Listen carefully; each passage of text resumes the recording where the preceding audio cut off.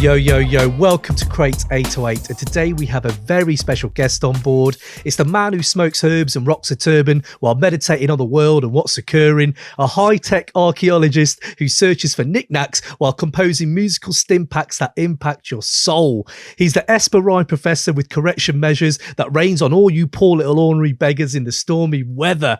Zoinks, it's the rapper who zaps who can't rap, so don't dare step because you get your hair swept. For the people having memory loss who don't remember he's the boss, this is the guy who showed you the vainglorious wide world of volcanic violence. Glory Halla Stupid. It's the man who went worldwide, introducing Del in his bid for boosting tails. Ladies and gentlemen, it's the funk pimp himself. We've got Del, the Funky Homosapien, in the house. How are you doing, bro? That was quite an intro, man. I'm doing cool, man. I'm doing cool, yeah. Good. I'm trying to anyway, you know. I was going to say then, man, we've got you on. I know like the world's crazy at the moment, but we ask every guest the same question when they come on, Del. What's the least hip-hop thing you've done in the last 24 hours, my friends? The least hip-hop thing? Mm-hmm. Man, not much.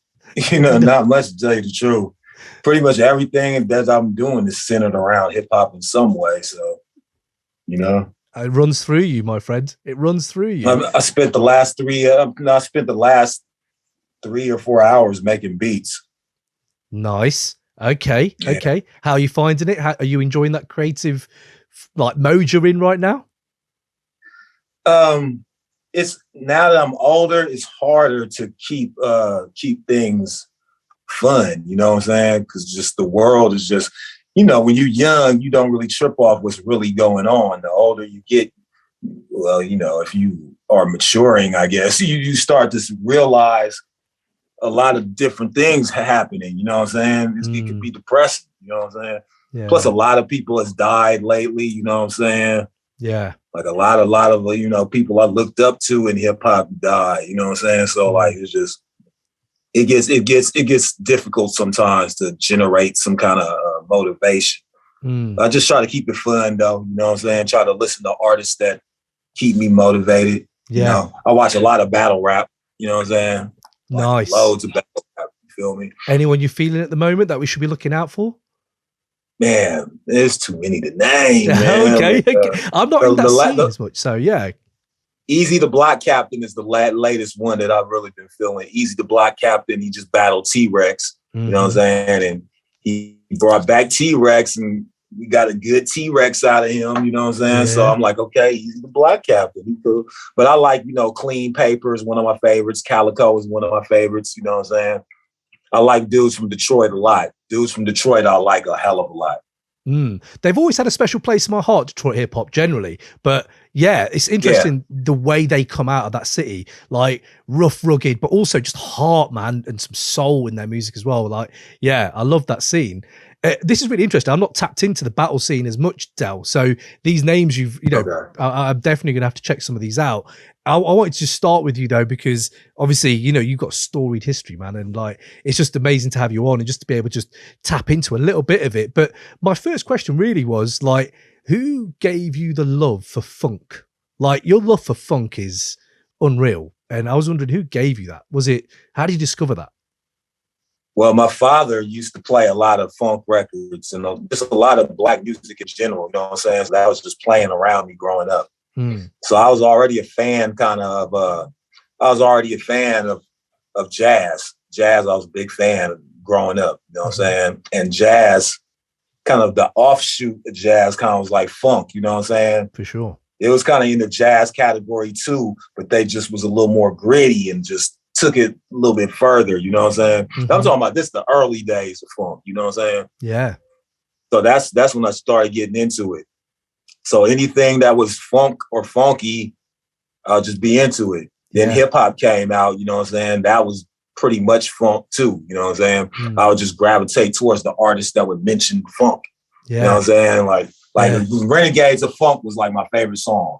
Okay. Okay. You know what I'm saying? Because there was Renegades of Funk. I was like, oh my God, Renegades of Funk. That just sounded hella crazy. You know what I'm saying? Yeah. Even now it sounds amazing. But that's interesting Yeah. when you're saying that, because then you're obviously you're bonded through your family with the music. For me, what's interesting is, do you remember a time when you took your step from like, you know, being on the sidelines listening to actually being like, I'm not going to be a spectator anymore, I actually want to participate? Was that very natural for you? How did that come about for you? It was just a sport in general. So I kind of that was just what we did, you know what I'm saying? That was just what, you know, well, dudes used to snap on each other, you know, play the dozens or whatever. Yeah. Anyway, you know what I'm saying? So like hip hop was kind of like another version of that.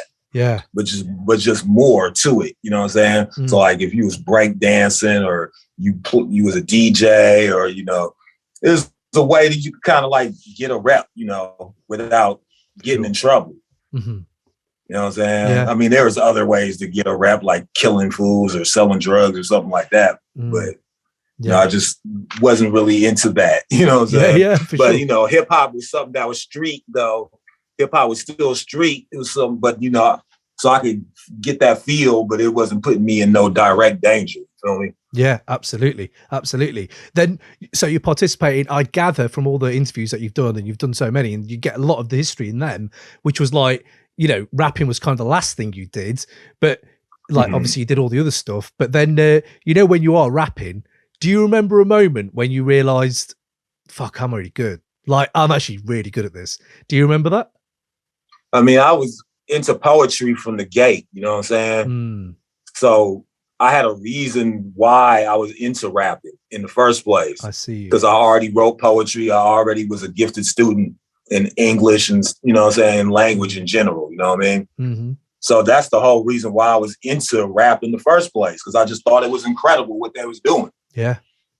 So yeah, of course I kind of figured I could do it, you know what I'm saying? But I didn't start really doing it till later. I started out just copying other people's raps. Yeah, I see. You know what I mean? Yeah, I feel you. I'll just copy other people's raps, like, you know, try to write. Well, I used to write people lyrics down that I hella liked anyway. Okay. Like Michael Jackson, me and my friends would write down Michael Jackson, like say like Thriller, the whole song, try to write it down. Okay. And just to really see what the lyrics was and really learn them, you know what I'm saying? So I used to do that with rap lyrics too, you know what I'm saying? Like LL Cool J or like Run DMC, somebody I hella like that I would really want to learn their lyrics. I'll just write it down. And then from there, I just started, you know, writing my own lyrics, kind of based on that formula, you know what I'm saying? Yeah. And was there any time when someone just said, you like, shit, Dale, you're fucking great? As in like, there was was there not a moment? Actually, you know what it might have been? Because I know you used to battle, right? So like, I bet you must have got a lot of validation in those arenas, you know, when you were battling in those arenas? Well, I mean, it was at school or on the street corner where I'll be battling, you know what I mean? Like kind of like how battle rap grew to, you know, arenas and stuff now, but like it's still based on the corner. That's why they don't have a beat or nothing playing behind them, because it's like we've never had no beat or nothing playing when we was battling, you know what I'm saying? Yeah. We'd be at school or we'd be on the corner somewhere, you know what I'm saying? Or going to somebody else's hood to go battle somebody else. I used to do that, you know what I mean? Like you might hear about another rapper in another city. Oh, they cold. Oh, for real? Your partners would be like trying to take you over there. Like, nah, my partner cold, way colder than you. You know, you just battle, you know what I'm saying? Yeah. But yeah, it turned into a concert though. Like at school, like the principal a few times had to shut it down because it'd be like literal. Either they would think that we was fighting or something, because it'd be a fight like every day. You know what I'm saying? Yeah. So there's that big gathering like that, they'd just swear it's a fight, but it'd just be us battling. It just turned into a damn concert. Oh man, people pay for that now, man. People will pay for that. What do you remember the time? Was there ever like your hardest battle? Do you remember those moments? Because you must have done so many, but do you remember your hardest one where you're like, damn, this guy's so good? Or probably one of the ones I remember best is battling Casual, who's with Hieroglyphics, you know what I'm saying? For sure. And that's how I got cool with him. I got cool with him because I thought he was tight from battling him, you know what I'm saying? And just became his friend, you know what I'm saying? Do you remember any bars? Was there any standout bars where you're like, damn, how did you come up with that? Damn, I don't remember, but I just remember they was They was good, but like he had some of the same influences I had. Mm-hmm. Like we both hella loved Lord Finesse, you know what I'm saying? We thought Lord Finesse was like the future, you know what I'm saying? Yeah. He used to rap so clean. Him and Chill Rob G. We used to think Chill Rob G was, oh my God, we used to think they was just the cleanest. But you had to have a special kind of ear though, you know what I'm saying? Because not everybody heard them before. Yeah, it's true. They're not the two people that people always mention, but it's good they get their love, man, and they inspire someone like yourself and Hyro. And man, yeah, look at the scene. They kind of, throw that seed in there. It's a beautiful thing about hip hop, man. Just like you boys have done and all the squad have done. You lay all these seeds and people are doing them now. And for a fan like me over here, who's a different world, I live in a different world, man. But there's something about it resonates. That's just a beautiful thing. So when you were like, you're writing and you're doing all this stuff, do you remember landing on the name Del the Funky Homosapien, or was it just how did you land on that? It's one of top 5 all-time names, that, by the way. That's funny as hell. It makes sense. You would probably think that from being from where you at, that makes sense. But I came up with the name. My middle name is Delvon, basically, and I got sick of coming up with stupid rap names, so I just said I'm gonna be Del the Funky Homosapien. I guess I was trying to be scientific or something, trying to be smart or something. Yeah, you know what I'm saying? The Funky Homosapien instead of saying the Funky Man or something like that. I was just trying to be fancy. You feel me? Yeah, but it's them little flourishes, especially in your raps. Just to fanboy out a little minute, but it's the little flourishes that you didn't have to go that left-hand way. But you did, and it sounds amazing. And that's them little intricacies. I'm not going to geek out because I know a lot of people might not be into it as much, but the bars, man, always there. But like, this is interesting. I mean, you're saying there about like the name of Cube. I just sorry, it just popped in my head when Cube was sort of like, what the fuck is a Funky Homosapien? Oh man, that little skit, always good, man. I used to have to explain to people sometimes. You know what I'm saying? Because they just hear the homo part and be like, I'm like, nah, dude, like Homosapien, that's like a human being. Yes. Yeah. You know what I'm saying? Yeah. Not homosexual, you know what I'm saying? Human being, Homosapien. Okay. Oh, okay. Yeah. I'm glad you got that clarity on the album so people knew. But obviously, like yourself, I mean, you've done tracks as well, like as you go on about like how it's not just always hip hop for you, and you like lots of other genres, and you've completely wilded out into different like areas of music generally in your career. I was going to ask you about psychedelic rock, really, because I heard a few things that you were into psychedelic rock as a kid. I would love to know who it was and what you were listening to and why. Like, what did you find in that music you couldn't find in hip hop, kind of thing? Well, I used to listen to that before hip hop. I was into music from the gate. Right. I've just always been into music, you know what I mean? That's probably why I studied music, you know what I'm saying? Just in general, study music theory just because I just love music in general. Yeah. But but the Bay Area is a big melting pot for like funk, rock, you know what I'm saying? We had the Summer of Love up here, you know what I'm saying? Yeah. Like Sly and the Family Stone is from up here, you know what I'm saying? Like, man, it's too many to name, man. Like, it was just a big breeding point for a lot of the fire that was coming out around the late 60s, 70s was actually from the Bay Area. Right. You know what I'm saying? Like Jefferson Airplane was one of my favorite groups, you know what I'm saying? They from the Bay Area. Santana, you know what I'm saying? Like hella fools is from the Bay Area. You know what I mean? We got a big history out here. So I just was always into good music, you know what I'm saying? But I used to think Black Flag was one of my favorite groups. Okay. You know how did they go down with your friends, like your mates and that? How because I'm guessing they were into hip hop. They didn't like them. They thought I was crazy. They was like, don't listen to that. But I was like, yeah, no, I like this. yeah. No, that again, something that intrigues me about your whole career, man, is that kind of thing. And I mean, come on, Dinosaur Jr., bro, like Jay Mascis. When's that album dropping? Like, when I'm still waiting for that kind of like. Oh, I mean, hey, man, I don't know. I mean, that was a good collaboration though, because I learned a lot. He's one of the reasons why I decided to study music theory, actually. Oh, interesting. Why? Because when we did that song, he had his band with him, but they actually didn't do nothing. Like, he played all the stuff that was on the song. Jay Mascis played everything.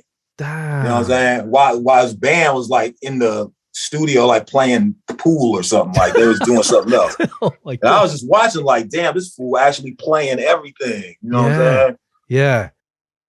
He learned a lot too from me about hip hop because he was asking me questions about hip hop too. You know what I'm saying? So it was just a good learning experience. He was a cool dude. Wicked.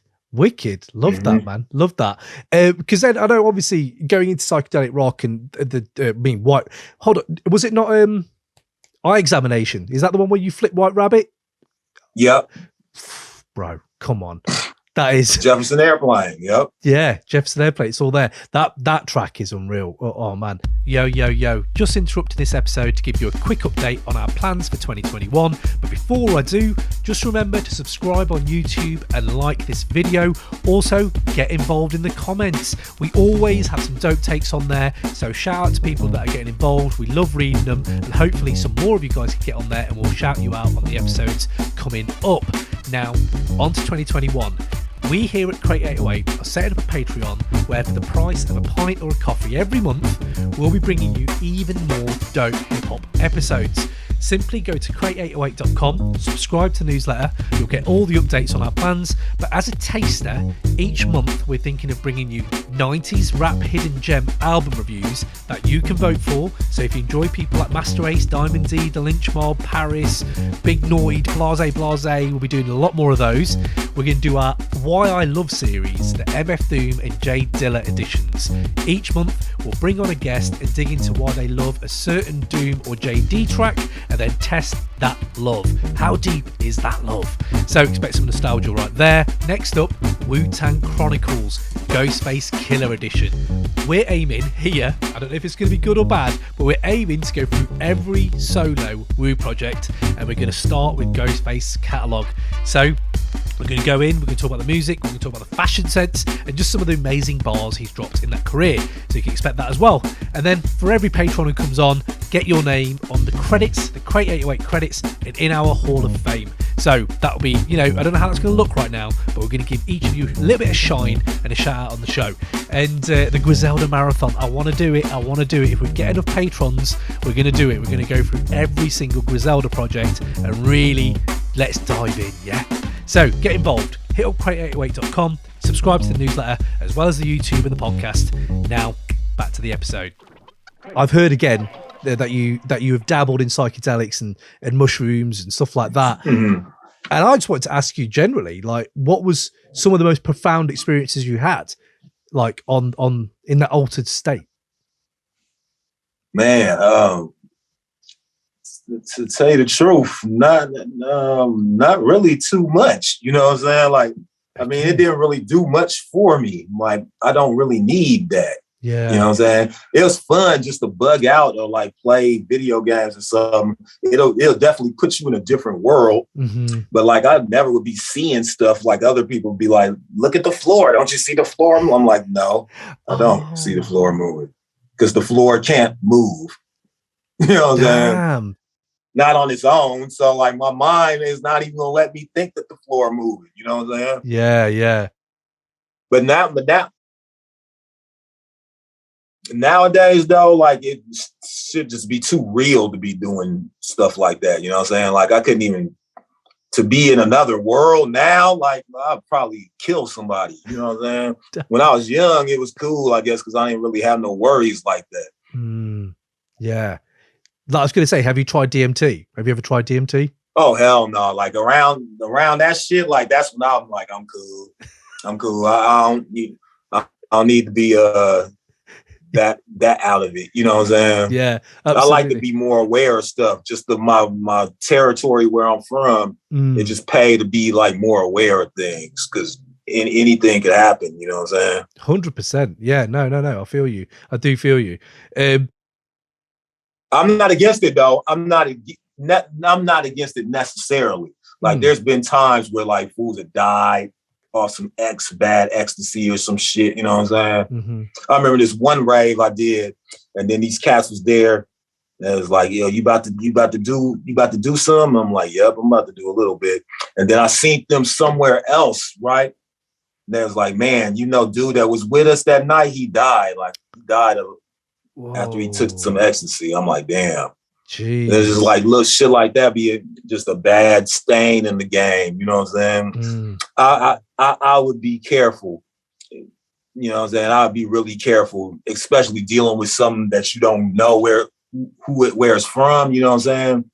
Because motherfuckers will cut shit with all kind of shit now. You know what I'm saying? Yeah. You just don't know. You know what I'm saying? Absolutely, man. It don't be pure. You know what I'm saying? Yeah, but I think like nowadays it might be easier to source stuff. Maybe things can be a bit more legal, but yeah, I know what you mean. I do know what you mean. I don't know about there. You know what I'm saying? Maybe there's different, but like here, like some street, getting some shit off the street. Like you are not getting no pure shit. Like you getting some fentanyl or some shit for sure. Damn. Yeah. You know what I'm saying? Because everybody trying to get over. So it's like, okay, I'm just gonna cut it with some fentanyl. You ain't gonna know, or anything that will substitute. You know what I'm saying? Like you ain't fucking gonna know. Yeah. You know what I'm saying? Yeah. That reminds me of Mac Miller. I think there was some stories about that with Mac Miller, and it was like, damn, that's just so sad. And yeah, you're right. He took something, and I think it had fentanyl in it. Yeah. Yeah. And it's I mean, there's so many rappers. It's so weird. You saying right at the top that it feels like on both spectrums as well. It's not just like young people, and it's really sad to see them, but it's like our age people are going as well. And yeah, it's just like, yeah, crazy. This is again why it's nice to chat to someone like yourself and kind of celebrate the history of your career kind of thing. And on that tip, because I know you've told this story about mushrooms and Q-tip a few times. I've heard that story a few times. I was wondering, if people haven't heard it, go out there, it's everywhere on the internet. Was that trip around the time you recorded Undisputed Champs or not? Nah, that came later. That came like quite a while later. Right. Yeah. Okay. I was in New York at that time. Okay. And is this the time with the Midnight Marauders cover? Was that the same time? So yeah, around that time, I think. Yeah, I think it was around that time. Yeah. How did you get on there? How did you get on that cover? They asked me, like, I was cool with Q-tip, you know what I'm saying? Q-tip, he wanted to get everybody that he kind of respected as peers on the cover. Yeah. So it'd be more about just hip hop in general instead of just them, I guess. You know what I'm saying? Yeah. He just wanted to include everybody he felt was like, his peers and shit. So we were some of them, you know what I'm saying? I used to fuck with Q-tip a lot though. Yeah. I know. I mean, that's amazing. Yeah, because I just remember that cover and just seeing you. And I mean, it was so nice to see this movement in hip hop at that time. And still, it's still going. I mean, I've heard Tip's bringing even more new music out, so it's even better. So just moving it on then, bro, I was going to ask you, can you just tell me a bit about Smoked Out Charlie, the track Smoked Out Charlie, how that happened? That I think Sir Jinx came up with that concept, I think. Right. And he was like my mentor, you know what I'm saying? Like he taught me how to write songs. He taught me how to use the SP1200, you know what I'm saying? He taught me about the Ultimate Breaks and Beats records, all kind of shit. You know what I'm saying? Right. He just kind of took me under his wing, you know what I'm saying? And how old were you? How old were you that time? Man, I was probably like 14, 15. Damn, crazy. Okay. Like I was hella young, you know what I'm saying? But I was already a hip hop junkie though, you know what I'm saying?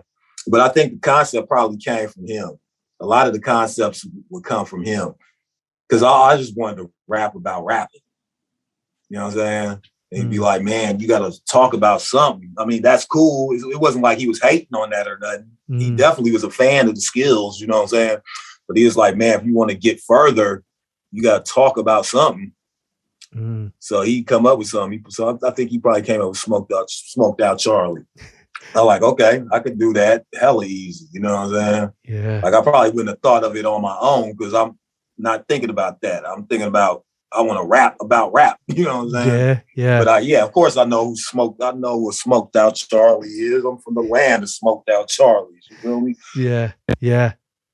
And then how did Cube jump on that? Because Cube's on. Is on that, right? Yeah. So how did he jump on he just happened to be around. I right. think he probably came through, you know what I'm saying? He saw we was working on it and probably felt it was like, let me hop on this real quick. You know what I'm saying? Just to be clowning. You know what I'm saying? Oh man, Just to have some fun. You know what I'm saying? Yeah, absolutely. How was that relationship with Q before, like the music and like him jumping on there? And I know you're really young at that point, but did you have that much of a relationship before that, before the music thing? Oh yeah, like every summer I'd probably see him like every summer. Mm. You know what I'm saying? So he was one of my closer cousins that I had. Like I really used to be kicking it with him. Yeah. You know what I'm saying? Probably less when he started getting older because he'd be more into girls and stuff. You know what I'm saying? For sure.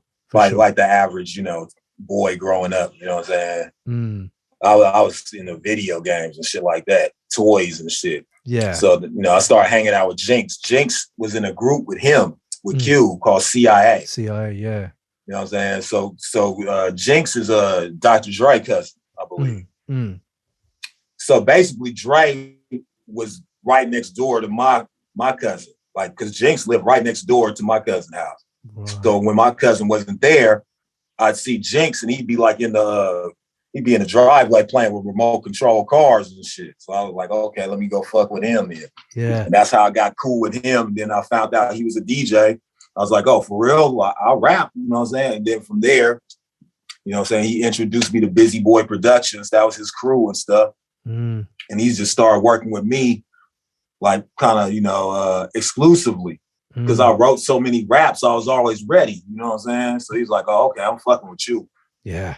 That's kind of how we both was kind of like, kind of childlike, you know what I'm saying? Like, we just kind of was still there, you know what I'm saying? Yeah. So we kind of got along too. You feel me? Mm-hmm. It's a beautiful little universe of the West Coast. When like you look back on it now, and all these little pictures you're painting for me, it feels like, man, you had your own little thing going on, like that no one else was like part of it. Then you grew and grew, and it just became, just brilliant. It's just amazing how like the music resonated all the way. I was just wondering there though about like when you were working with those guys, was there anyone else in the family who was nice on the mic or on the beats? Was there anyone else that you were like, damn, get involved? Oh yeah. That was Hieroglyphics basically. Right. Specifically A+ and Tajay. Right. Okay. You know what I'm saying? So I started bringing them down to LA too, so Jinx could check them out. Because I'm like, okay, if you think I'm cold, you need to listen to them. You know what I'm saying? Yeah. So Jinx started working with them too. You know what I'm saying? Mm-hmm, mm-hmm. So we all got a chance to grow up under Jinx. You know what I'm saying? And Jinx, like I said, he was Dr. Dre's cousin. So Dr. Dre already had hit records out at that time. You know what I'm saying? He already was with the World Class Record Crew and shit. Yeah. So Jinx had like an inside, like, look. He knew what he was doing, basically. It wasn't like we was just fooling around. At that point, we was working with somebody that really knew what they was doing. Yeah. Absolutely. Yeah, man, Yeah. That's wicked. So where are you going from that, working with Jinx, CIA, Hyro, just starting, and then getting to do stuff like jacking for beats and doing Kill at Will? Like, how is that journey happening? I was just around for that, you know what I'm saying? Like Cube used to always show me his raps and stuff anyway. Ah, right. You know what I'm saying? Like as he writing them, he'd just be like, is this tight? You know what I'm saying? Like I remember seeing Fuck the Police on some yellow, yellow paper, you know what I'm saying? Like that they use in court or whatever. You know what I'm saying? Yeah. I remember seeing that rap, like, damn, this rap is hella crazy. Like, because everybody say fuck the police, but ain't nobody said it in a song yet. You feel me? Yeah. But he would just let me, his folder used to say Cube's money on it. You know what I'm saying? It'll just be full of raps. He might not even use them. He might use a rap like years later. You know what I'm saying? He might give it to somebody else. You know what I'm saying? Yeah. Oh, so I'd just be around, you know what I'm saying? And if I was around, I guess he kind of I guess he kind of respected my my pen, you know what I'm saying? So like sometimes he just include me on shit just to be including me if I was around, you feel me? Yeah. Like you think you could write the last verse of this, or you think you could write something about this? Like, yeah, let me do it real quick, you know what I'm saying? Yeah. What do you remember most fondly about that Amerikkkas Most Wanted and like Kill at Will, and I mean the Lench Mob as well? Like, I mean, I love that Lench Mob. The first two albums, amazing. Like, what was that like for you? What do you remember about that? What was memorable? Working with DJ Pooh used to be hella fun. Yeah. And I hella respect Pooh. Pooh was like a mentor to me too, because he was with the LA posse, you know what I'm saying? So like he was already producing shit. Like he produced Jack the Ripper for LL. You know what I'm talking about? Jack the Ripper, King Hercules. That used to be like my favorite song. And he told me he produced that. I was like, oh my God, you produced that? So like, nah, but like he was just hella fun. Like he come to the studio with like just dump a whole damn bag of weed on the fucking console and just be smoking all day. You know what I'm saying? We'd be working, but like it'd be hella fun. He'd be telling jokes and shit. All his partners come through. Niggas be just capping on each other and shit the whole day. I mean, it'd just be fun. Yeah. Lench Mob was hella fun too. You know what I'm saying? Especially JD. JD was the partner. I used to love JD. He was really the partner. So I mean, those are some of them. Deadly Threat used to come through the studio. I used to fuck with Threat. Yeah. I used to hella fuck with Threat. I used to think he was so clean too. Like, yeah. Cause I used to think like fools was ancient, like all y'all out here rap gangster or whatever. Like, and Threat was like one of them ones that made me see like, oh, okay, motherfuckers really could rap out here. You know what I'm saying? Cause he wasn't like a gangster rapper. He rapped about what was around him, you know what I'm saying? But he wasn't necessarily a gangster rapper. He just rapped about what was real, you know what I'm saying? And he rapped with skills, you know what I'm saying? He was hella skillful. He was just raw. Yeah. So I used to hella like kicking it with Threat for sure. Yeah. What were you learning in them Bomb Squad sessions though? Were you in those sessions? Were you sitting on them Bomb Squad sessions? But they like one of my favorite groups, one of my favorite. As far as hip hop producing, any producing, fuck it. I still think they're like the tops. Yeah. Because they expanded the sound so much. You know what I'm saying? They remind me of like a John Cage. Yeah. You know what I'm saying? Yeah. Because you know what I'm talking about, John Cage? Yeah. What they call it? Music Concrete. Yeah, yeah. So I've heard this. I'm not too schooled up, but I've seen some bits where it's just wild. It's just like a wild noise, like just variety spectrum. They believe that any sound could be music if it's organized. If you organize it, it could be music. It don't have to be just pretty notes or whatever. Whatever you organize, that sound can be music. That's the only thing that makes it music is it's organized. Yeah. You know what I mean? So like that's how Public Enemy, because they really use the sampler. Like you could sample anything, you know what I'm saying? Motherfuckers just be stuck on sampling a record. They're like, we could sample anything. Yeah. Yeah. So that just always was like just the creativity. I still hold them in high regard to this day. But I was very, very excited when I found out that Cube was working with a Bomb Squad. I was like, oh my God, that's gonna be shit. Yeah. That's gonna be so crazy. This is like the East and the West Coast merging together. Like nobody did that yet. Like, yeah, I'm still hella proud of Cube for making that merger right there. Cause I was like, man, that's the team supreme. I don't see how you could lose. Then I remember when he finally had like the master of his record and I jumped in his car and he's playing it for me. I'm like, dude, like this shit about to go, dude. I'm telling you, like, yeah, you can't lose with this. Like the whole album was so dope. Yeah. I was just hella proud. Man. That I can hear it in your voice now. Like, you know, it's that energy, man. It's that energy.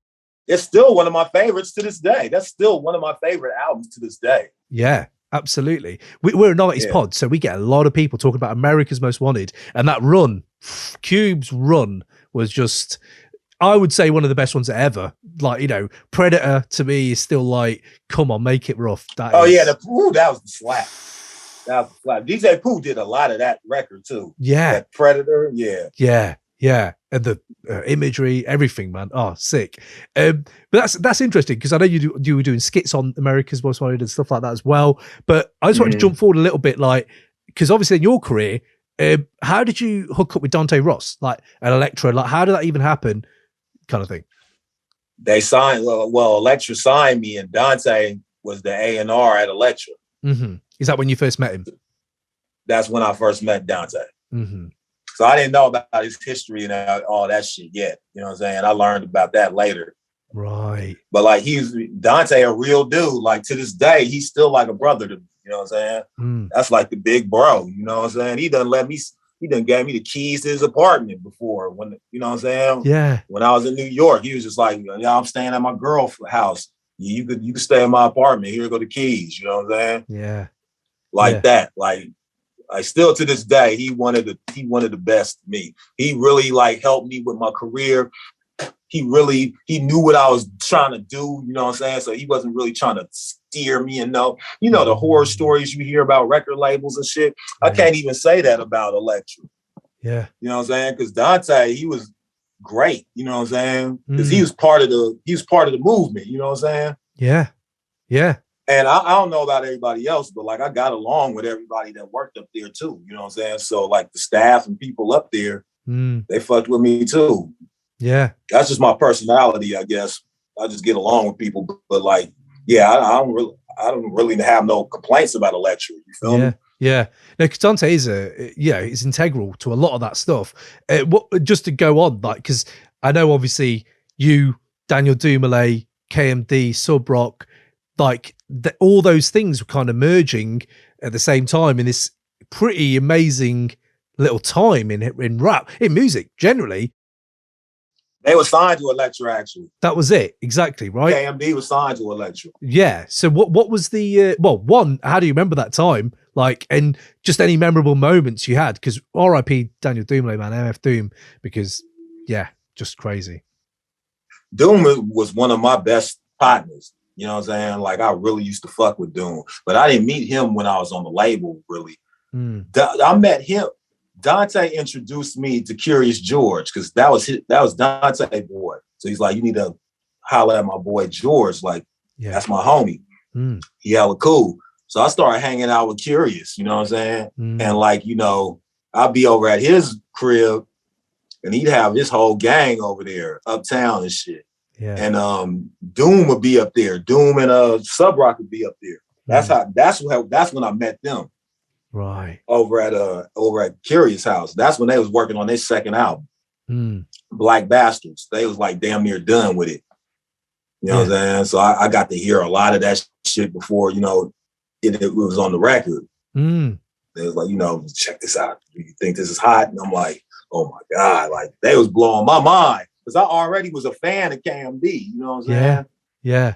So this shit was like way beyond the first album. I was like, oh, okay. You really trying to fuck fools up, huh? You know what I'm saying? Like, okay, you trying to go Super Saiyan on motherfuckers. Okay. Like they really was like they knew what they was doing now. You know what I'm saying? Like they was in full control of their powers now. Yeah.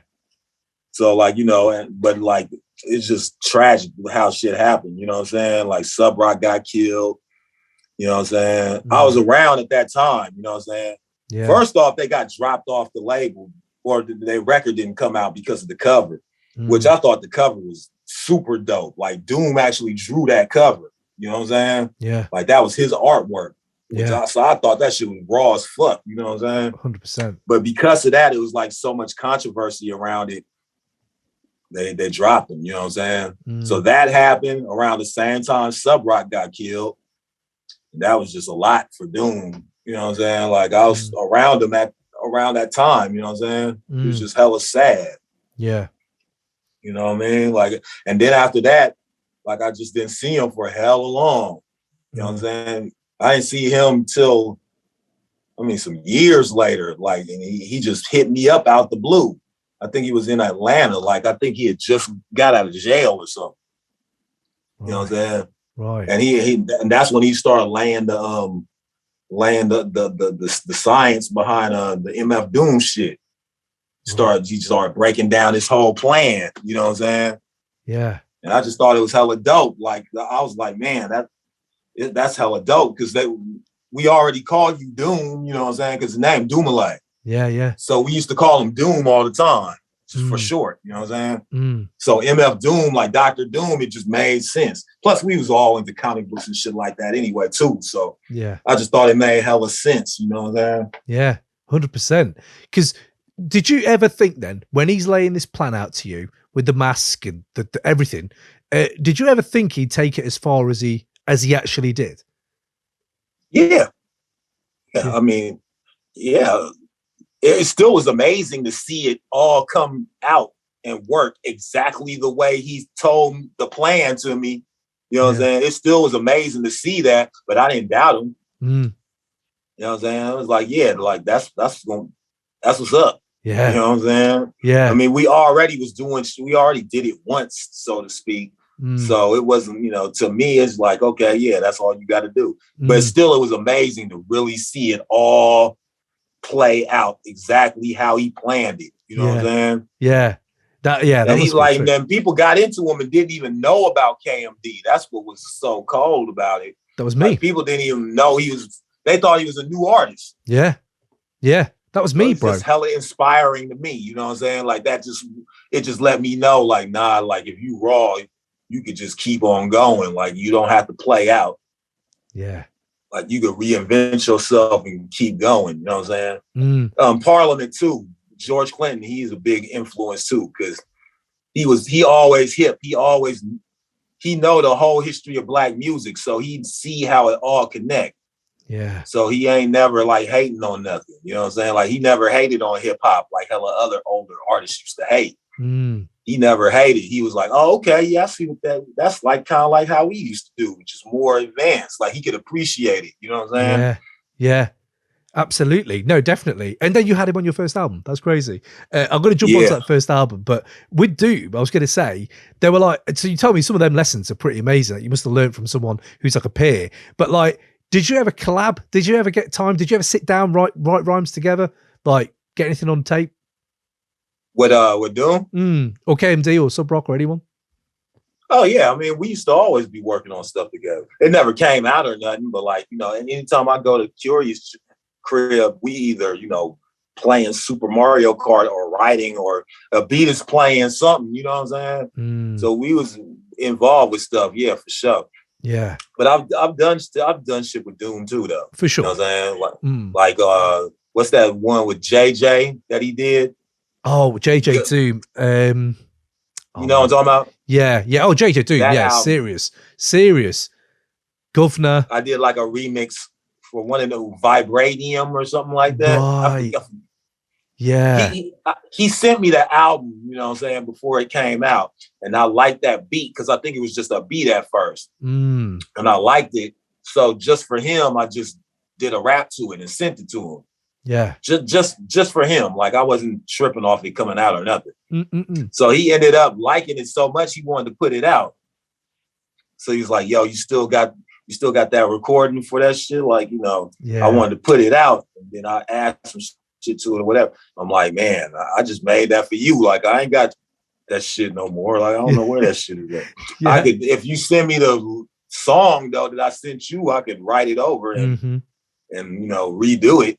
Yeah. You know what I'm saying? So that he actually put that out. I remember too, he was bugging me about paying me and shit. I was like, don't worry about it. I ain't tripping on that. He's like, no, man, you gotta take some money for you crazy. I'm like, no, I'm not tripping, dude. Damn. When was the last time you talked to him? Do you remember?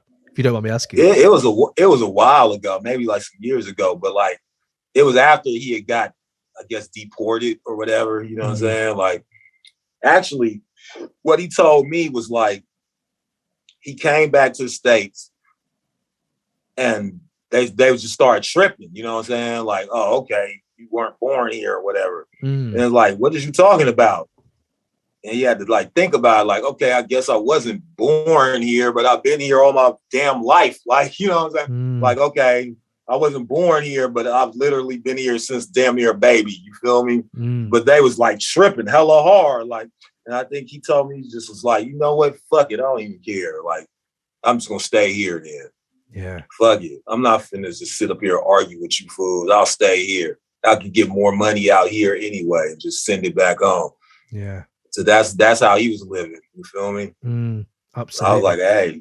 But it made sense to me though, because he always had such a command over the language. It seemed like he was from somewhere else, like England or something like that, where they really talk English. You know what I'm saying? Yeah. Like Canada or some shit like that, where motherfuckers really talk the English language like fully. You feel me? Yeah, absolutely. So I mean, yeah, it seems like quite a moment like when everyone was impacted by that. But I was actually going to say, just looking back at his work now, do you have any favorite Doom projects, or is it just they're all amazing? So they are all man. I like them all, man. To tell you the truth, but what was Born Like This? I think it was called. Oh yeah. That one was hell. That one was super. Like that one has some raw ass songs on it. Yeah, but pretty much anything I was just always a fan of Doom since he came out with Serch in them. Yeah. With Third Base, you know what I'm saying? I was like, who's this dude? Zev Love X, you know what I'm saying? Like I always thought he was dope from then. Yeah. No, and the videos and Serch everything. is the dude too. So that remind me of Serch. Serch is the homie too. Yeah. Got any good Serch stories? Cool. I remember he was out here on tour. I don't remember if it's the time when Tribe Called Quest got into it with some fool that was on stage out here, like they kind of beat him up or some shit. Oh, I don't remember if it was that or it was the time when somebody was shooting at the tour bus or something. But I remember I seen Serch and I was like, hey, somebody want to holler at you. So the rapper, dude, he's like, who? I was like, his name Ice, Vanilla Ice. He's like, oh man, shut up, dude. I just remember I was being stupid, just messing with him. But Serch, I always respected Serch though. He was the partner. He's super cool, and he always was just hella raw. Like he just was amazing to me. You feel me? When Step to the AM came out, I was like, man, who is this fool? Yeah. The dancing in the video, all of it, man. All of it. Yeah. So before we move on. Super raw, you feel me? Yeah, absolutely. Before we move on, I don't want to keep on Doom, but I've got him on the wall. He's just like top 5, top 1 probably now. I was going to say, you and him were gaming, and you and Subroc were gaming, and Curious George, you're all there sitting there gaming. One, yeah. What games are you rinsing at that time? And two, who was winning those games? Who was coming out on top? Who's the best gamer? You know what? I don't think they was gaming like that, like super hard like I was. You know what I'm saying? Okay. They had just got into Super Mario Kart because I had it. You know what I'm saying? Right. I think you know what? I think I let them borrow my Super Nintendo. Right. Yeah, I think I let them borrow my Super Nintendo. So they was just stuck on Super Mario Kart so much. I was like, fuck it, y'all can just, because I had the regular Nintendo back in my apartment. Yeah. So I was like, I'll just work the regular Nintendo. Yeah. And they was just stuck on it on Super Mario. Just like, okay, they was working that. Every time I went over there, they was playing that game. But I was really like, I was on one. Like every video game. I'm still into video games now. I got gaming PCs right now. You know what I mean? Yeah. My gaming PC sitting right here on my bed right now. Right. Okay. Best gamer you've played in hip hop, like versus. Man, I don't really play nobody in hip hop. Oh no, really? Oh right. I thought people would be on it, but obviously not. Okay. I don't be playing online for one because I like playing by myself. I like those type of games, one player games. You know what I mean? I feel you. Okay. Well, A+, you know what I'm saying? A+, me and A+ grew up playing video games. Like we was some damn fools with it. Oh, my boy KU, you know what I'm saying? My boy KU. We used to be playing video games all day, all night to the next day. Jeez. We were some damn nuts. We would be buying import games and shit, you know what I'm saying? Yeah. Because some games wouldn't be coming out, you know what I'm saying, to the States. Yeah. Like the more cleaner games. So we were like, man, fuck that. We got to get the imports. You know what I mean? That's amazing. We did a show for fucking Sega. We did a show for Sega Saturn. Amazing. Not Saturn, Dreamcast. When Dreamcast first came out, we did a opening show out in San Francisco for the Dreamcast. Ah, right. That's like one of my more glorious achievements, being able to do that for Sega. Oh, amazing. Actually, it reminds me because I saw you on Big Up the Questions. I saw you on the Questions, Big Up Short, all those people. And I saw that was the first time you heard the Jay-Z, I can't remember the track with DMX, and they'd sampled Golden Axe. Swizz had sampled Golden Axe. Yeah. And you were like, oh my days. Yeah, that is a hell of a sample flip. You just talked about Sega, and I always think Golden Axe when I hear Sega. So, Yeah, that was crazy. I never knew that. Yeah. But then now when I hear it, I'm like, okay, he flipped that. Yeah. That. Yeah, man, absolutely. When you're saying that and what you flipped before, man, it means something, definitely. Because you know you were saying there about like you guys playing games and stuff. A song just come into my head that I was listening to the other day, sleeping on my couch with you, and it just makes me think. I kind of feel sorry for your parents because like everyone was just in your house and it feels like they were all gaming. Like, what do you remember about that? That must have been real, right? Like it feels like it's a very real story. Yeah, well, to a degree. Actually, but that song though was actually the homie Gangster. That was his song. And he was in jail. So Pooh was like, hey, you should do that song. You know what I'm saying? And just, flip it. You know what I'm saying? Do it your way. Right. So I was like, okay, I could do that. So the concept actually was Gangster's concept. You feel me? Right. And I just kind of bounced and flipped it to fit, how it was going at my house. It wasn't like crazy like that though. Or if it was, my mom wasn't at home because she used to work. You know what I'm saying? She'd be working or some shit, or she'd be at church or some shit. She'd be gone somewhere doing whatever she do. Yeah. My father wasn't there, so like, you feel me? Like, I just have niggas at my house. You know what I'm saying? Yeah. I feel you. I think after a while, my mom just didn't even care what I was doing though. Too after a while, I think she just was like, whatever. You know what I'm saying? Yeah. So I'd just be sneaking. You know what I'm saying? Yeah. But it was more than just me though. It'd either be me or it'd be Casual House or Opio House. You know what I'm saying? We used to go kick it. Opio House, it was damn near like he had his own apartment. You know what I'm saying? Because you could enter into his room through the back. Like he had his own door where he could come in and out. So it was damn near like he had his own apartment. Amazing, man. Yeah. So I've got to jump in. I know, I'm sorry, but there's just so much. You've just been, man, amazing. But like, I was going to talk about your first album, George, and then obviously No Need for Alarm. Like, I think that's probably my favorite album. It's just incredible, back to front. We even had, I don't know if you know Uncommon NASA from New York, but like we have him on the pod, and I was like, "Do you want to bring an album?" And he was like, "Let me bring No Need for Alarm. I need to bring this album," and we just like geeked out over that album for like an hour. But I was gonna say, you talking about Sam Spiegel? No, Uncommon NASA. You said who? Uncommon NASA.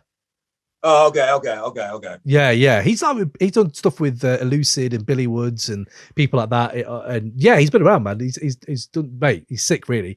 But he wanted to do that. He wanted to talk about that album. So it's only right. I now have you here. I just want to talk about, first of all, the transition from Wish My Brother George was here to No Need for Alarm, because obviously you're with Cube. What I love about your music, by the way, especially with Cube, is that although you're very different, you all have the same, you all talk about the same things, but in different ways. And I always loved that as a kid. For you, what was that transition like, man? Going from that first album to the second album? I kind of was like, my people that was around me that were like hip hop nerds, I guess, they kind of thought that I sold out lightweight with my first album. They just didn't appreciate Parliament. They thought only gangsters were supposed to rap over Parliament or some dumb shit, right? Right. So I kind of felt like depressed over that, you know what I'm saying? So like with my second album, I was really trying to just show motherfuckers like, nah, I could just get on down on some regular hip hop shit too, you know what I'm saying? But my way, you feel me? Like I felt like I was really into it, and maybe some of them wasn't even really into it like that. Like I am, like I felt like they didn't even really understand the shit. So I guess I was trying to prove a point with the second album, you know. So that basically was what it was, you know what I'm saying? Just really me trying to just show what I could do. Like, okay, I could do this, but this is what I'm really about, you know what I'm saying? Yeah. How do you look at that album now when you look back on it? Like, do you have any feelings? Like, do any memories pop up? How do you look back on it, man? Oh, you mean No Need for Alarm? Yeah. I think some of the shit that I said was just kind of abrasive, I guess. But I was just talking shit, though. You know what I'm saying? Like none of it was hella serious like that. But you know, some things that I said, I just feel like nah, like that didn't really represent what I was really talking about. But I was young though, you know what I'm saying? Yeah. Yeah. But for the most part though, nah, I mean, like, I stand by it, you know what I'm saying? Like that was the goodie for sure. It showed everybody that I wasn't no just one trick pony, you know what I'm saying? Yeah. Like, oh, okay, you do really get busy, you know what I'm saying? Like the first album there was like, okay, this cool. With the second album, that's when motherfuckers really was respecting me. Like, oh, okay, like dude really sick. Okay. Yeah. And then Hieroglyphics came out around that time too. So it's like, oh, okay. And he got a crew that's sick too. So we just all kind of just mashed on that one wave, you know what I'm saying? Especially in New York, they gave us a lot of accolades, you know what I'm saying? Because kind of like we knew what was up, you know what I'm saying? We respected where it came from, and I don't want to say how it's supposed to be done, but like like, you know what I'm saying? We knew the rules and shit, you feel me? Yeah. Yeah. Absolutely. But did it our way, you know what I'm saying? We just took it to another place where they probably didn't, they probably couldn't imagine us taking it to where we took it. They could appreciate that, you know what I'm saying? Yeah. Do you have any memorable sessions from that? Any tracks off of that where you were like, yeah, I just remember that? Man, everything was such a blur back then. I can imagine. Yeah, actually, yeah. Yeah. I just remember Sophia Chang. I used to be with Sophia Chang a hell of a lot. You know what I'm saying? She just hella believed in what I was doing. You know what I'm saying? She just helped me out a lot. You know what I'm saying? Yeah. So I remember, I used to, if I wasn't at my apartment or at Curious crib, a lot of the time I'd be at Sophia's apartment. Right. You know what I'm saying? Yeah. A lot of the time I'd be over there. Yeah. We had her on, and her history in the game is unreal, from the Iron Man cover to Hyro to whatever, man. Like, yeah, she's been on it. Absolutely. Yeah.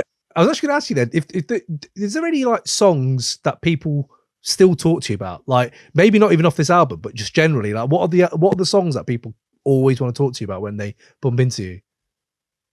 Man, when they bump the not anything in particular, really. Okay. If they bumping into me like on the street or something, they either remembering something from like No Need for Alarm, or they're remembering something from I Wish My Brother George Was Here. Okay. You know what I'm saying? Yeah. A lot of times they remember me from I Wish My Brother George Was Here. They might remember me from Gorillaz, you know what I'm saying? For sure. Yeah. Some might remember me from Deltron, you know what I'm saying? But it won't be a song in particular. You know what I'm saying? Just whatever. It's like different eras, damn near. You know Absolutely. What I'm saying? Definitely. Oh, the growth. But people just in general got love for me. Period. You know what I'm saying? So usually they're just trying to see like you still doing stuff, like yeah, I still get busy. You feel me? Doing stuff. Just be looking. You know what I'm saying? I'm about to say your latest, even Gate 13. Even that, man, the bars.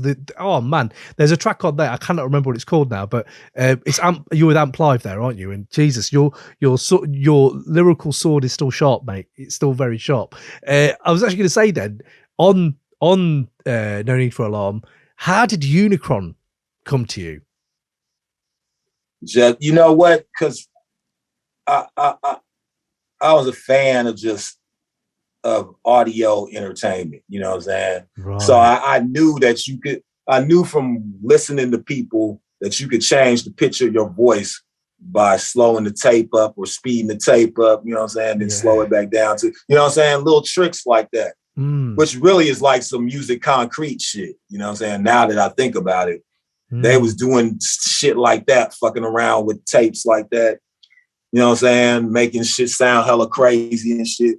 Yeah. Lightweight scratching, you know what I'm saying? Yeah. Sampling lightweight before sampling was even a thing, you know what I'm saying? Yeah, yeah. So like that's where I came up with Unicron, just trying to try that little technique just to see if I could do it and what it would be like.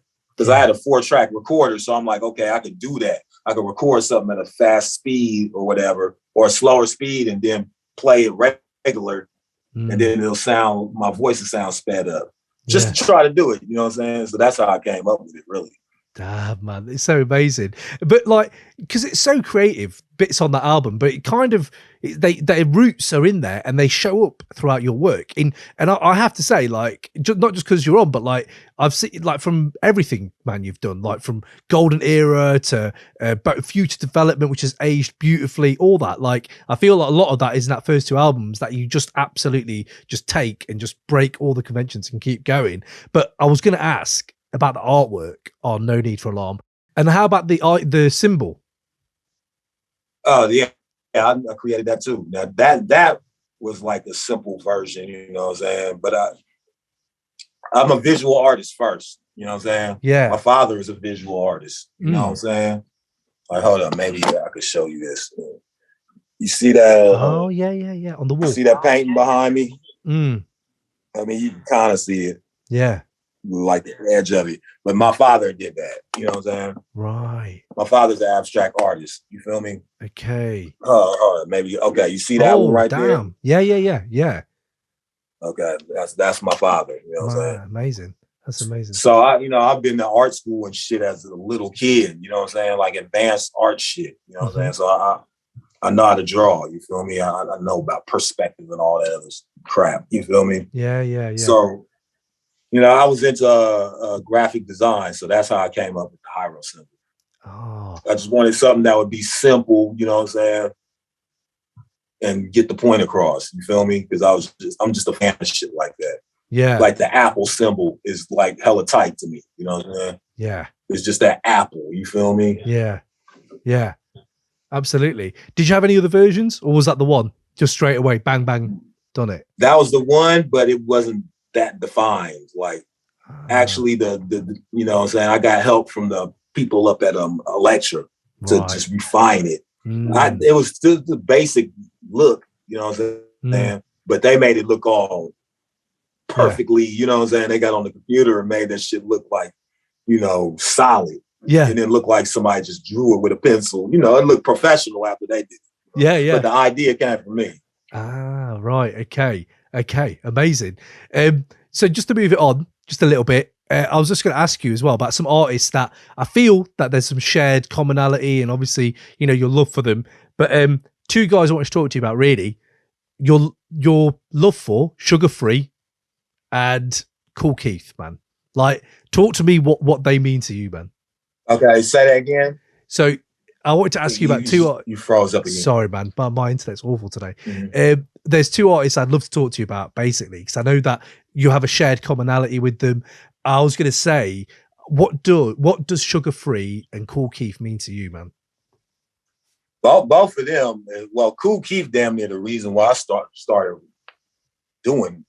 rapping, because I just could relate to what he was rapping about, and he was rapping about shit that nobody else was rapping about. Yeah.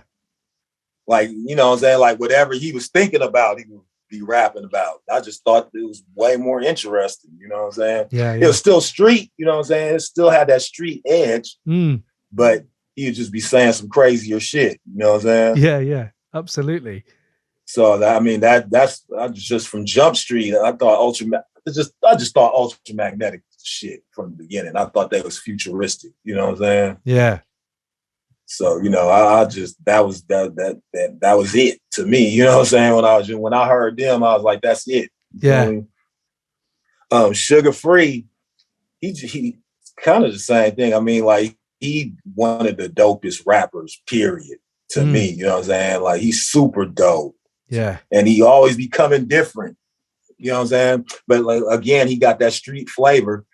You know what I'm saying? He got that pimp. One thing I hella appreciate about him is you could tell like he really got real game. You know what I'm saying? Like, other pimp rappers, they'll just rap about some basic shit like I be slapping my hoe and I got hella hoes and whatever. Like, you know what I'm saying? He don't even be rapping about shit like that. He be rapping about the situations he be getting into with difficult people.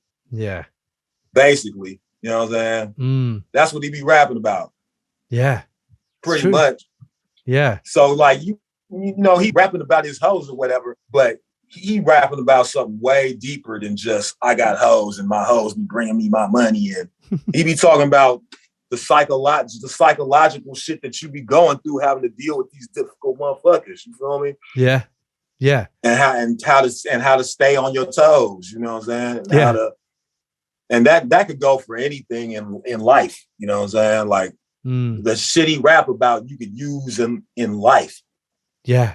Just to stay ahead of shit, you know what I'm saying? Because it's the same type of game pretty much. Yeah. So I definitely can appreciate that. And he a funketeer, you know what I'm saying? Clearly he a funketeer. So his music is always dope to me. Like the type of music he make, I just hella fuck with, you know what I'm saying? Yeah. Yeah. He's just dope to me. He made me appreciate Sugar Free too. Because at first, I mean, excuse me, I said Sugar Free. Made me appreciate Quick. That's what I meant to say. Right. Because at first I didn't really appreciate Quick. I didn't really know, you know what I'm saying? And then I peeped Sugar Free shit. And the first thing I'm like, oh, he's supposed to be a pimp rapper? Hold up. Let me see what this shit about. And then I peeped, I was like, oh, this fool is raw. He's super raw. And then I peeped, oh, DJ Quick produced this? Oh my God, he like the rawest producer, actually. Yeah. So, you know, that's from his first album. Then ever since then, whatever, I'll be waiting for him to drop some shit. Yeah. It'd be like a holiday when he drop an album, because he don't drop them hella often, you know what I'm saying? Yeah. But every time he do, like, it's good. Yeah. He kept me. He kept me out of trouble a few times too. You know what I'm saying? Okay. I'll be dealing with some person. You know what I'm saying? And you know that game will keep me out of trouble. You know what I'm saying? Or keep me energized and keep my head up so that I don't just get caught out there. You know what I'm saying? Yeah. Yeah. Hell of an influence. You got to make some music? I mean, with Kool Keith, I hear there's some stuff coming, but like, oh yeah, I just did some shit with him. Yep. He produced the whole shit. It's fire. It's super fire too. Yeah. What you got? Any more details? Like when can we expect it? Stuff like that. That's under the Funk Pimp moniker. You know what I'm saying? Ah, yes, yes. You know what I'm saying? So I'm presenting Funk Pimp, and the name of the album is Subatomic. Right. Okay. Subatomic, Funk Pimp. So it's just stupid. I mean, the shit is fire. I mean, I thought his production was fire anyway, but yeah. You know what I'm saying? Like, I just relate to his production. And he was talking to me about, you know, he was just telling me he wished he could get more of his production off. Like, he be trying to give his beats to fools, and they kind of be like, you know what I'm saying? I was like, man, do me some shit. Yeah. You know what I mean? And then I just remembered, like, man, let me see if he got something. You know what I'm saying? I remember he said that he'll kick me down with something. And I hit him up. He was like, oh, yeah, I was just thinking about you the other day. I was thinking about something for you, Bill. Like, you know what I'm saying? He got on it real quick. And he go to the studio, too. Like, he ain't got the shit at his house. He go to the studio and use real gear. Right. You know what I'm saying? Like the real mode and shit. You know what I'm saying? Yeah. Damn. So he went and sent it back to me in like a week or two. He sent me all the beats. You know what I'm saying? I was like, damn, I didn't even expect him that fast. Yeah. So I wrote to him like in a night, you know what I'm saying, and did like the vocals in damn near like a week probably. Yeah. Yeah. It was super easy, you know what I'm saying? That sounds amazing. He's prolific, bro. He's prolific, that man. You know. Oh, Little B is on it too. I got Little B on there too. Big. Okay, that's interesting. That's going to be interesting, man. I'm looking forward to that. I went down a little Kool Keith rabbit hole the other day. And what do you think to the Horseman album? Because I was hearing that Ultramagnetic MC's Horseman album again. I was like, oh my God, it's incredible. The Horseman? Mm-hmm. Yeah. You talking about the old school Horseman record? Yeah. Sorry, 90s. Yeah. 90s. Like, God, I can't remember what year, but probably 93, 94.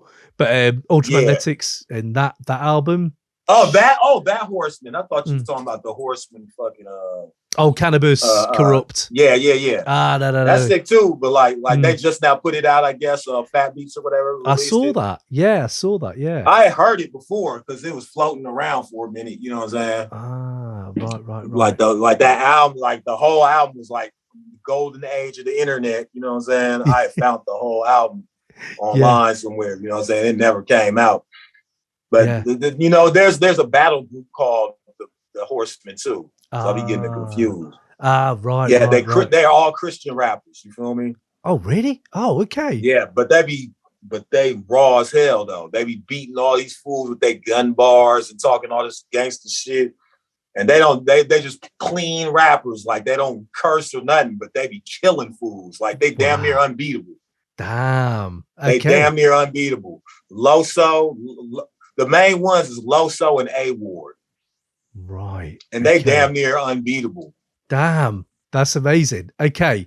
Right. I'm gonna note this down in my little when I get into my battle mode. This sounds good, man. Yeah, you should definitely check them out. They be on King of the Dot. You heard of King of the Dot, right? I don't think I have. No, I don't. King of the Dot from Canada, right? Right. But they also on the West Coast a lot too. You know what I'm saying? Okay. Right. What was the one that was from where y'all at? But they don't do it no more. Fuck. What was the jump off? No. Nuh-uh. Damn, don't flop. Don't flop. That's Is it don't flop? Don't flop. Yeah, that. Yeah. I mean, I don't know if they're still going, to be fair, but they were a moment. That was internet. That was when you first got the internet, and everyone was like, well, not first, but you know what I mean. That's when hip hop on the internet and the forums. And I don't know if you remember this, Del, but back in the day in the forums where people used to battle on text. And yeah. I remember that. Damn. Did you ever get a lot of fools came out of that? Like a lot of the greats came out of that. Yeah. Did you ever get into that? Nah. I mean, I just be watching, you know what I'm saying? Yeah. I don't feel no, especially with the battler now, like there's no reason for, I just let them let them eat off their own plate. You feel me? I'm not trying to jump into their business. I appreciate it. I probably could do it, but like I just watch, you know what I'm saying, and try to learn because they like the best rappers in the world. Hands down. You know what I'm saying? They are the best rappers. It's a beautiful like the wordplay is out of this world. You know what I'm saying? Yeah. It's a beautiful thing to see a great like you, and I am calling you great because your history is unreal, but to still say you're learning, like that's amazing, man. Like a student, still there, putting in the hours, man. Love it. I mean, that's part of what make it fun. You know what I'm saying? If it just stayed the same and never grew, what's the point in that? You feel me? Exactly. So yeah. I mean, and I want to be, you know, I want them to respect what I got. You feel me? Yeah. I want, you know what I'm saying? Yeah. Like I want the rawest rappers to be respecting me too. You feel me? Yeah. There has been some rappers from the industry, I guess you could say, that come to battle, but usually they don't do so good. Yeah, it's true. Because it's like, okay, like they thinking, oh, okay, I used to battle or whatever. Then they get here. It's like, nah, dude, like you thinking it's one way. It's a whole nother beast now. Yeah. It's not, you know what I'm saying? Like cats on record don't compare for the most part. Yeah. They don't compare. Like the wordplay is just out of this world. You know what I'm saying? Yeah. You gotta punch. Like you gotta have punches. Otherwise, it's like, fuck you. If you just rapping, like, okay, he rap good, but all he doing is rapping. Yeah. He's just rhyming. Like you gotta be punching. Yeah. Like they got punches, they got haymakers, they got room shakers, you know what I'm saying? Yeah. Where the whole room just like, oh my God, oh fuck, he said that shit. I can't believe he said that. Like I miss that energy, bro. I miss that energy for real. It's crazy, dude. Like, I mean, yeah, like they kind of calmed down now because, you know, with COVID and shit, they can't have the crowds like they had them. Yeah. But they just started to creep back a little bit, though. Little bit, definitely. I was just it's already to the point now where it's kind of commercialized now. What do you mean? In what sense? Well, URL is like the main league. Like they say that they're, you know, they're like the NBA of battle rap, so to speak. You know what I'm saying? They kind of spoke that into existence themselves, but you know what I'm saying? Yeah. But like that's the way it is. So they're on Caffeine now, right? Caffeine is basically owned by Fox. You know what I'm saying? So you can see the battles for free. Well, you gotta sign up to Caffeine to see it, but like, so it's not free, but you don't have to pay no money to see it. But like, you know, that's kind of like, you know, they kind of like sold out lightweight. You feel me? So you got to either see it there or on the app. If you see it on Caffeine, it's like a live event. So you gotta watch it live or you don't see it. Like if you don't catch it that day that it come on, you don't get to see it. So YouTube, they don't even put shit on YouTube at all no more. Damn. Which I think is stupid, you know what I'm saying? Because that's where your main fan base is at. Yeah. Like everybody grew up watching URL on YouTube, you know what I'm saying? So they just cut that out completely. You got to get the app. So they got an app that you can buy the app, and then you can watch the shit whenever they leak it to the app. So it's just corporate. It's these corporate tentacles that get everywhere. And I mean, seeing yourself as an independent artist as well, like it is saddening. It is. But then sometimes I think to myself, you know, I've been to gigs recently where like there's just been ciphers, and you're like, man, that's still there. You still had that, but yeah, it's sad to see the corporate kind of tentacles making it like that. You know, so. Yeah, it's a business. I mean, you know, I ain't really mad at smacking them for taking it to, because they took it to new heights. But it is kind of businessy though. Like it seemed like winning don't even matter no more because fools be choking and shit, and they still get to be on the next event. You know what I'm saying? Yeah. And it's based on how popular they are. Like if they hella popular, they could just keep choking. And before, like if you even seem like you was choking, fools would be like, no, I'm not choking. I'm just getting my breath. I just stumbled a little bit. I'm not choking. Damn, hold up. Yeah. Like that was not allowed. If you even look like you was choking, you lost. Damn. And now fools just choking and they just be on the next card. Before, if you choked and you lost, you were not seen ever again. It was cut literally like you were never seen again.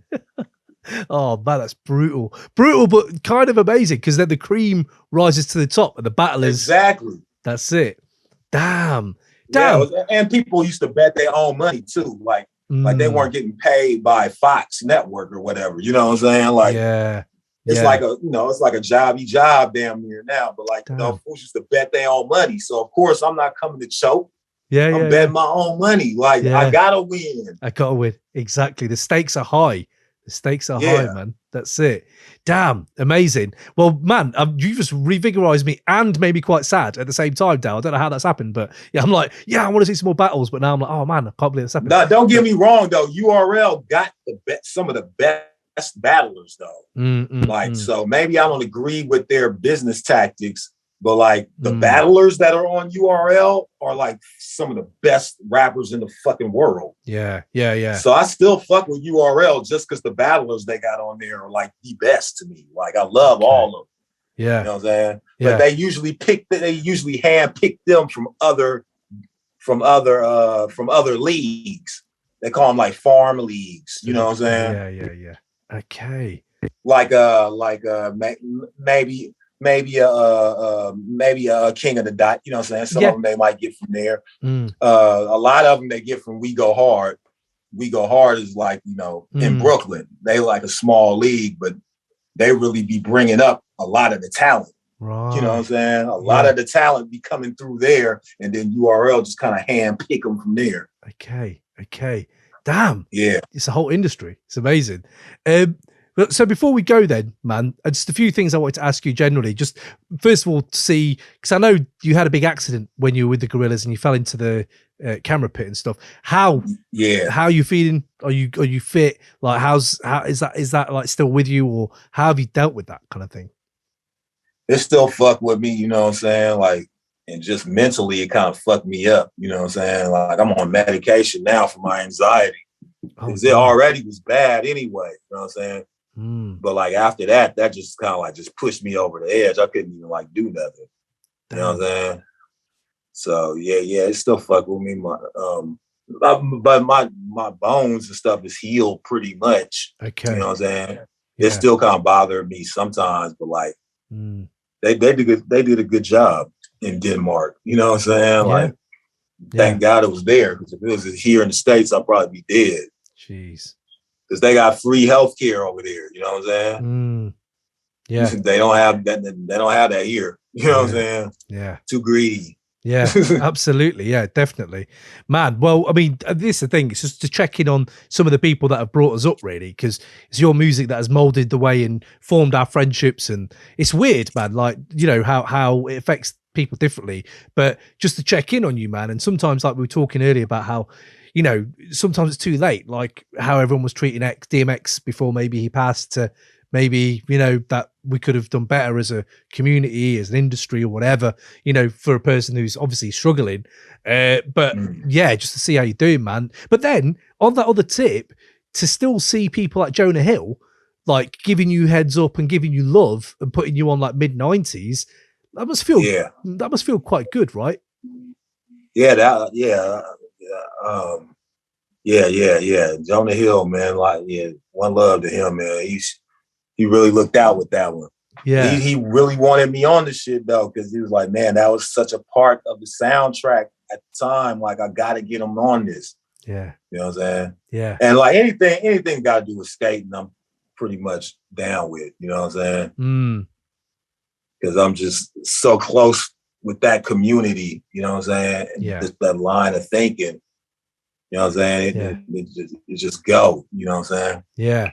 Well, so that he really looked out. I remember seeing that Gate 13, even on that, you're just on the board and it's like, yeah, that's Del. It's Del. And yeah, the cover of it and everything. Yeah, just sick, man.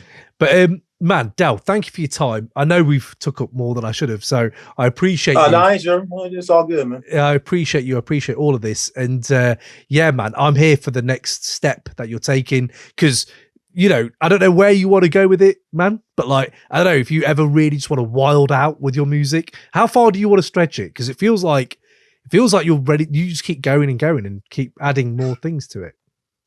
Like I said, I studied music theory, you know what I'm saying? Funk in particular. But I had to study, you know, regular theory of music to even understand funk and jazz, you know what I'm saying? I'm studying jazz theory now. But I'm trying to do an instrumental album with Amplify. We had started working on one before, so like I want to do more work with him instrumentally. You know what I'm saying? Okay.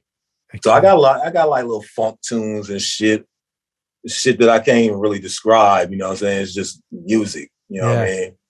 But like, you know, just instrumental shit. You know what I'm saying? Just to be listening to. There ain't no rapping or nothing on it. You know, it's just some other shit. You know what I'm saying? Yeah.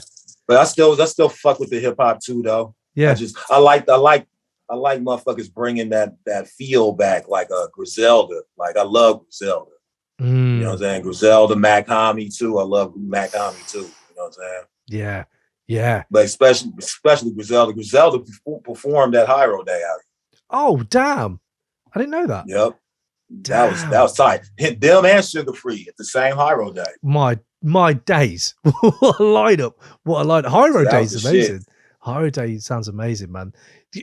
So yeah, but I like that. I like that they bringing that vibe back. Making motherfuckers appreciate it again. You know what I'm saying? 100%. They kind of like, oh, okay, that people still like that. Okay, I got something for you. You know what I'm saying? I mean, I could take shit wherever, but like that though, I mean, I could do that all day. You know what I'm saying? I'd love to hear you on a Griselda project, man. I would love that. That would just be like my worlds colliding. It'd be incredible. Hell yeah, yeah. I especially West Side Gun. I hella love West Side Gun. He's just forever interested. Yeah, it's nice to have that back in hip hop. You were saying there about doing just music, and like I was wondering if anything's gonna be like your West Coast Avengers mixtape series, like that series you did, like with QT and Fella and all that. Like, yeah, man, like I'd be here for another one of those. You know, I would. I got a Zappa one that I had.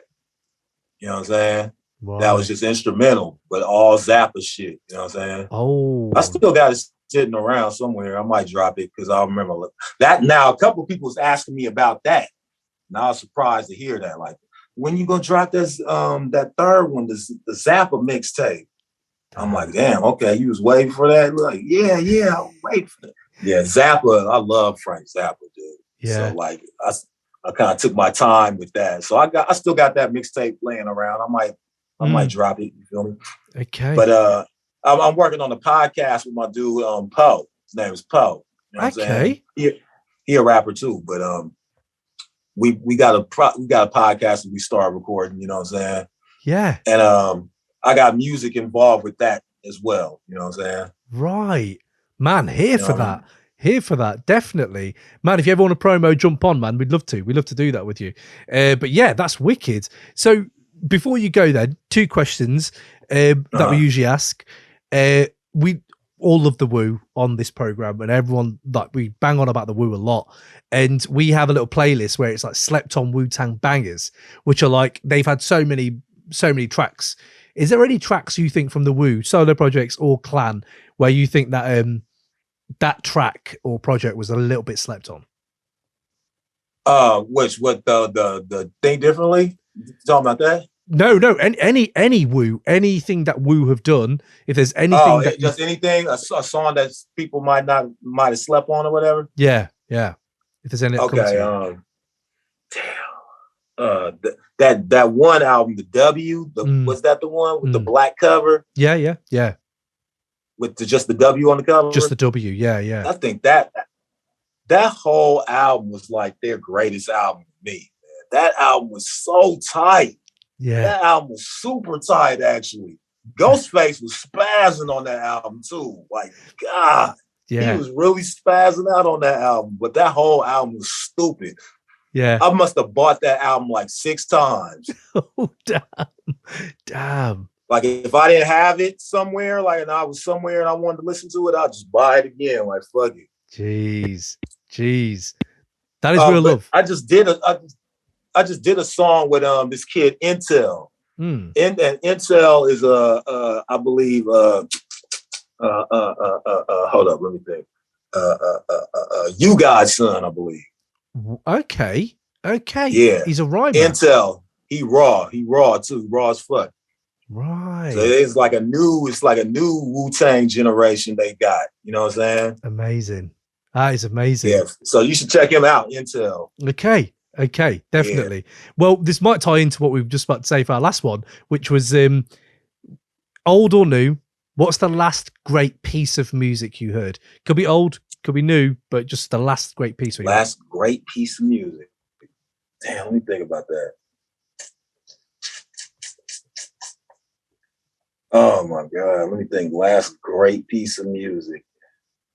That's a toughie. Sorry, man. You know what? I was listening to Hot Rats the other day.